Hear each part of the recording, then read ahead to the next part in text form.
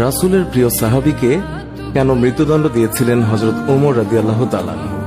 পিতাকে হত্যার অপরাধে তার দুই পুত্র এক যুবককে টেনে হিঁচড়ে খলিফা ওমর রাদিয়াল্লাহু তাআলার দরবারে এসে হাজির হল।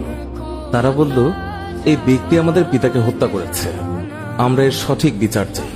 খলিফা ওমর রাদিয়াল্লাহু তাআলা ওই যুবকের কাছে তার বিরুদ্ধে আনা হত্যার অভিযোগের ব্যাপারে জানতে চাইলে যুবক বলল, অতি ক্লান্তি অনুভব করার কারণে আমি একটু খেজুর গাছের নিচে বসে বিশ্রাম করতে গিয়ে ঘুমিয়ে পড়ি।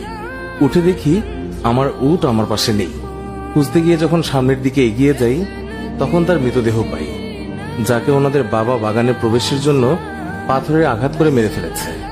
এই বিষয়ে যখন আমি তার সাথে কথা বলতে যাই তখন অনেক কথা কাটাকাটি হয়েছিল এবং বাকবিতণ্ডার এক পর্যায়ে আমি তাকে পাথর দিয়ে আঘাত করে ফেলি, যার ফলে তিনি মারা যান, যা ছিল সম্পূর্ণ অনাকাঙ্ক্ষিত একটি ঘটনা।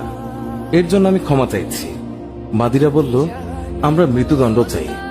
হযরত ওমর রাদিয়াল্লাহু তাআলা বললেন, উটের বদলে তো তুমি একটা উট নিলেই তো হতো, কিন্তু তুমি বৃদ্ধকে হত্যা করেছ, হত্যার বদলে হত্যা। এখন তোমাকে মৃত্যুদণ্ড দেয়া হবে। তোমার কোনো শেষ ইচ্ছে থাকলে বলতে পারো। লোকটি বলল, আমার কাছে কিছু ঋণ এবং আমানত আছে। আমাকে যদি কিছুদিন সময় দিতেন তাহলে আমি বাড়ি গিয়ে সেই ঋণ এবং আমানত পরিশোধ করে আসতাম। খলিফা ওমর রাদিয়াল্লাহু তাআলা বললেন, তোমাকে তো একা ছাড়তে পারি না। তুমি যদি তোমার তরফ থেকে কোনো জিম্মাদার রেখে যাও তবে কিছু সময়ের জন্য তোমাকে মুক্তি দিতে পারি। যুবক তখন দুঃখিত হয়ে বলল, এখানে সবাই আমার অপরিচিত, না কেউই আমাকে চেনে না, আমিও কাউকে চিনি না, সুতরাং আমার জামিনদার হবার মতো কেউ নেই। তখন হযরত আবু যর গিফরি সবার মধ্যে দিয়ে বললেন, হুজুর, আপনার যদি অনুমতি থাকে তবে আমি হতে চাই যুবকের জমিনদার।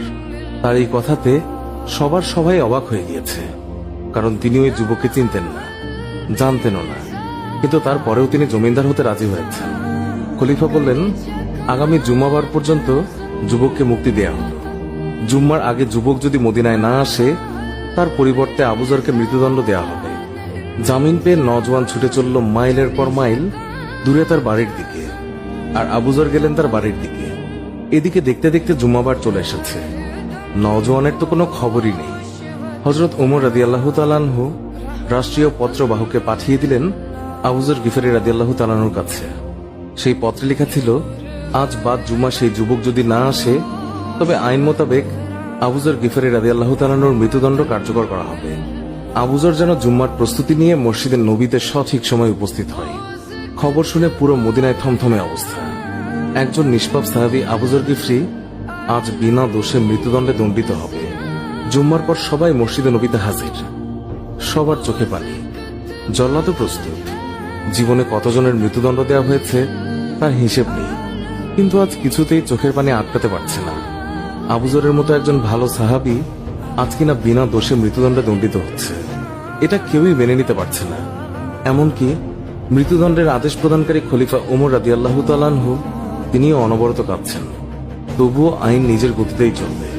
তখন আবু যর গিফরি রাদিয়াল্লাহু তাআলা নিশ্চিন্ত মনে হাসি মুখে এক কোনায় দাঁড়িয়ে মৃত্যুদণ্ডের জন্য প্রস্তুত। জল্লাদ ধীর গতিতে আবু যর গিফরির দিকে এগোচ্ছেন আর কাঁদছেন। জল্লাদের পা যেন আজ সামনের দিকে এগোচ্ছেই না, কেউ যেন তার পায়ে পাথর বেঁধে দিয়েছে। এমন সময় এক সাহাবী জল্লাদকে থামিয়ে বলল, ওই দেখো মরুভূমিতে ধুলোর ঝড় উড়িয়ে কে যেন আসছে, একটু থামো, হতে পারে ওটা যুবকের ঘোড়ার ধুলি, একটু দেখে নাও, তারপর না হয় আবু যরের মৃত্যুদণ্ড কার্যকর করো। কাছে এলে দেখা যায় ওটা ওই যুবকেরই ঘোড়া। যুবক বলল, হুজুর, বেয়াদবি মাফ করবেন, পথে যদি ঘোড়া পায়ে ব্যথা না পেত তাহলে সঠিক সময়ে এসে পৌঁছাতাম। বাড়িতে আমি একটুও দেরি করিনি। গচ্ছিত আমানত এবং ঋণ পরিশোধ করে বাবা মা এবং নববধূর কাছে সব খুলে বলে মৃত্যুর প্রস্তুতি নিয়ে তাদের কাছ থেকে চির বিদায় জানিয়ে মদিনার উদ্দেশ্যে রওনা হই। এখন আবু যর ভাইকে মুক্ত করে দিন আর আমাকে মৃত্যুদণ্ড দিয়ে পাপ মুক্ত করুন। রোজ হাসরের ময়দানে নিজেকে খুনি হিসাবে আল্লাহর সামনে পেশ করতে চাই না। চারিদিকে থমথমে অবস্থা, কি হতে চলেছে? যুবকের ফিরে আসাটা যেন হতবাক করে দিয়েছে সবাইকে। খলিফা ওমর রাদিয়াল্লাহু তাআলা যুবককে বললেন, তুমি জানো তোমাকে মৃত্যুদণ্ড দেয়া হবে, তারপরেও কেন ফিরে এলে? উত্তরে সেই যুবক বলল, আমি ফিরে এসেছি যাতে কেউই বলতে না পারে যে এক মুসলিম আরেক মুসলিমকে সাহায্য করতে এসে নিজেই বিপদে পড়েছে। এবার হযরত ওমর রাদিয়াল্লাহু তাআলা আনহু হযরত আবু যরকে জিজ্ঞাসা করলেন, আপনি কেন না চেনা সত্ত্বেও এমন একজনের জামিনদার হলেন? উত্তরে আবু যর গিফরি বললেন, পরবর্তীতে কেউ যেন বলতে না পারে এক মুসলমান বিপদে পড়েছিল, কিন্তু অন্য মুসলমান তাকে সাহায্য করতে আসেনি। এমন কথা শুনে বৃদ্ধের সন্তানদের মধ্যে একজন হঠাৎ করেই বলে উঠল, হে খলিফা, আপনি ওনাকে মুক্ত করে দিন, আমরা তার উপর করা দাবি তুলে নিলাম। হযরত ওমর বললেন, কেন? উত্তরে সে বলল, কেউ যেন বলতে না পারে এক মুসলমান অনাকাঙ্ক্ষিতভাবে ভুল করে তা স্বীকার করার পরেও অন্য মুসলমান তাকে ক্ষমা করেনি। সুপ্রিয় দর্শক, এই ছিল আমাদের